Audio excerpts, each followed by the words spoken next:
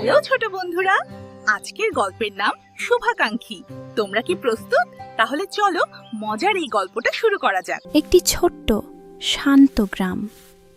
সেখানে থাকত ছোট্ট অর্ণব। ছবি আঁকাই ছিল তার প্রাণ। খাতা হোক বা দেওয়াল, সবখানেই ফুটে উঠত তার কল্পনার রং। কিন্তু সবাই তাকে সাহস দিত না। অনেকে বলতো, এসব করে কি হবে, পড়াশোনায় মন দাও, ছবি এঁকে কোনো লাভ নেই।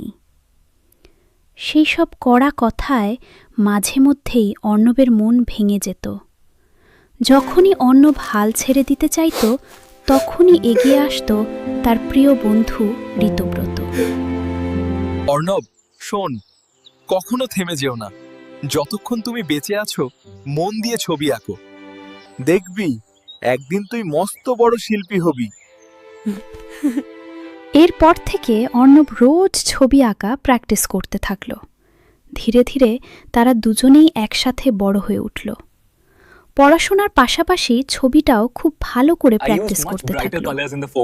আর রোজ ঋতব্রতর সাথে ছবি নিয়ে আলোচনা করত, কথা বলত। বন্ধুর সেই কথাগুলোই ছিল অর্ণবের শক্তি। বহু বছর পর আজ অর্ণব সারা বিশ্বের কাছে এক পরিচিত শিল্পী। আজ আমি যেখানে দাঁড়িয়ে আছি, তা শুধু তোমার ওই কথাগুলোর জন্য, বন্ধু।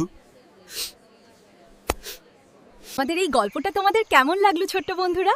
কমেন্টে অবশ্যই জানাবে কিন্তু। আর লাইক, সাবস্ক্রাইব আর বন্ধুদের সাথে শেয়ার করতে একদম ভুলো না।